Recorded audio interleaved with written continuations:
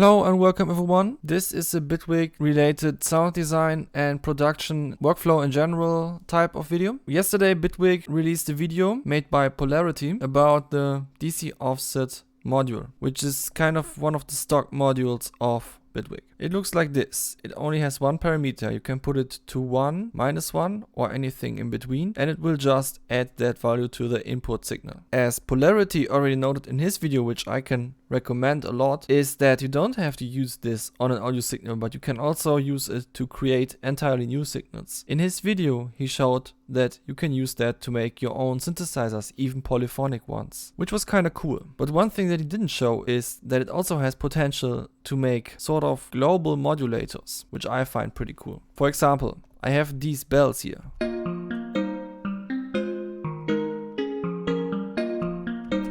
And they are kind of the main thing of this beat.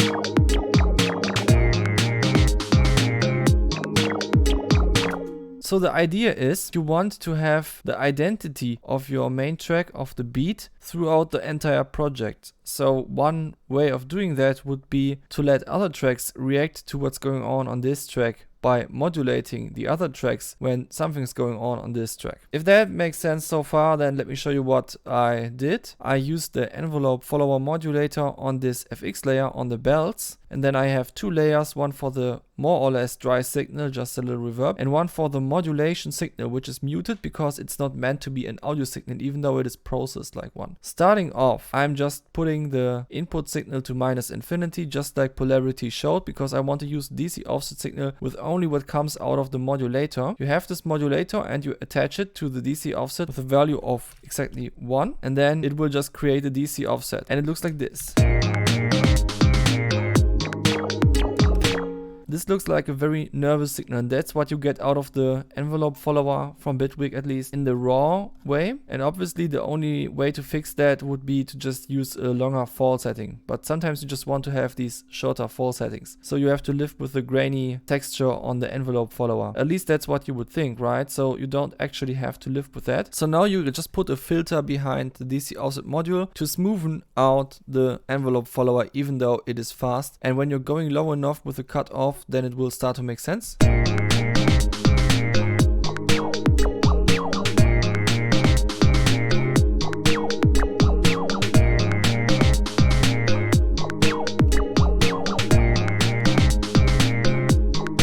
So now we can see that the envelope follower suddenly makes sense, and that's how most envelope followers work in plugins. You just have the envelope follower itself followed by a filter so that you get a smooth curve. However, if you are a sound designer or just interested in sound in general, at this point you should start thinking, what would happen if I turn up the resonance, or what would happen if I turn up the slope, or use a different filter type than low pass. Let's find out, you know?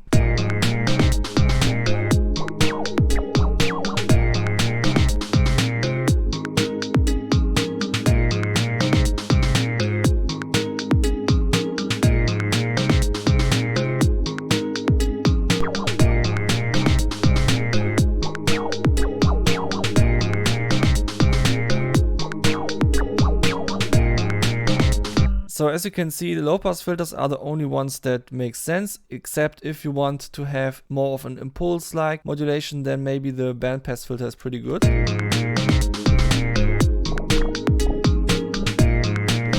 And resonance, well, it just adds the oscillation into the modulation signal.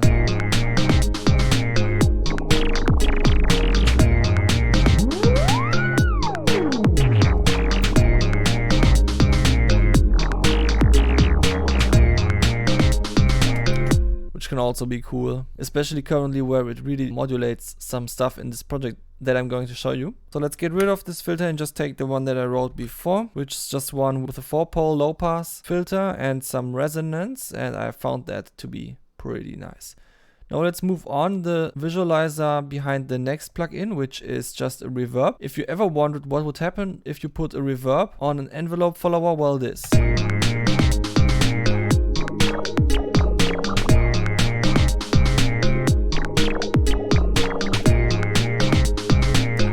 actually manages to smoothen out the signal even more. I would have thought that instantiating a reverb on a modulation signal will just create a huge mess, but actually it acts a bit like a low pass filter, which is kind of cool. And now the next plugin in the chain is a saturator with this exact setting here, which is also really interesting. Check out what it does to the sound.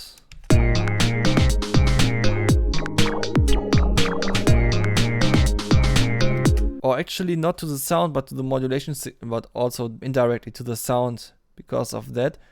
But if you see that, on the one hand, I'm just cutting off the very high peaks so that it doesn't, you know, go over there, and it just rounds it off at that moment when such a moment appears, which is just a very nice way to tidy up the modulation signal, better than just hard clipping it. And also, because this saturator takes away some of the lowest values, we got a very nice falling curve now. Even though we have all this reverberation and filtering happening before, we now get a very tight modulation signal again, because we are filtering out the transients with the saturator and putting everything aside. Yeah, and that's how I came to make this modulation signal that is very unique, that you cannot get from any other modulator that you just use out of the box in Bitwig or in any other plugin. You have to build modulation signals yourself to get interesting shape like that, and then you can start doing things with that. Now, every time you want to use a modulator like that, it is recommendable that on the track where you want to instantiate a destination of that modulator, you put every effect and instrument in a chain. In this case, it's just the instrument, but just in case that you have multiple instruments and effects in the same chain or like on the same track, you might want to have everything in a chain, so you can instantiate the audio rate modulator at the beginning in the chain, so that you can put the modulation on all of the effects at once with just one destination thingy. And then what you're doing is you go to the place where the modulation comes from, which is the mod-sig output from the FX layer. Now make sure that you choose mod-sig pre and not mod-sig post. Even though that will not take the volume of the mod-sig output into account, it will at least make sure that when the bells are currently muted, you can still hear the modulation going on. Let's listen to this.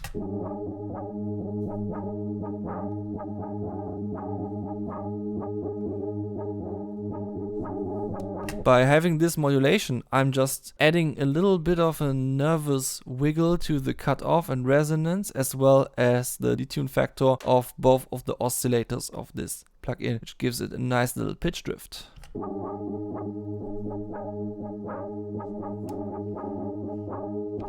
And that's kind of cool because we can hear the transients of the bells. We can still imagine the melody of the bells even though they are not playing right now. But we can also hear this tension that we created by this resonant filter, which has a nice effect in my opinion. Now let's check out the next track where I instantiated a chain with the audio rate modulator taken from mod-sig.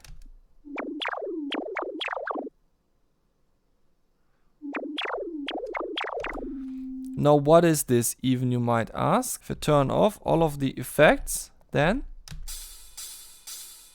this is just a hi-hat, so I crushed it with Fuzzploid. Then I added some reverb so that it's a bit more crunchy and more all over the place. Then I used stereo split with two filters, each have slightly different settings on their modulation and on their bass values in general, so that the left and the right speaker has different modulation going on with the filter. I chose bandpass filters, by the way, so that I got these watery sounds that are also kind of wide. I should make sure that it's never on 100% feedback though. That's kind of annoying. Okay, then I have diopter, because it kind of rounds it off nicely. And of course I have the tool, which has a little automation going on, because I decided that I don't want to hear this all the time.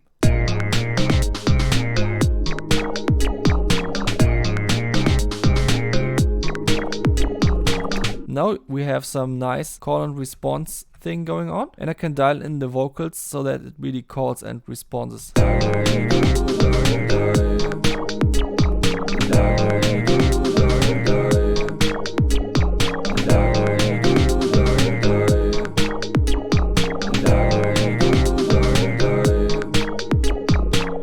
And now I've made a funny little track that I personally find quite pleasing to hear, and I have used a lot of modulators that go throughout the entire track. We are not even done at this point, at least the video is almost done, but we are not done, because you can imagine that envelope followers are not the only modulators that can be useful to use in such a fashion. You could also base an entire song just on starting off, coming up with a cool modulation signal and then just try to compose around it, which is a Beatmaker challenge that I do want to participate in pretty soon. If anyone else does it, then share your tracks with me. I want to hear them, and then we can maybe collect them and just showcase them in a video or something like that. If anyone is interested in something like that, let me know. And until then, we'll all just keep on making music and try to expand our mental limits with new techniques and everything.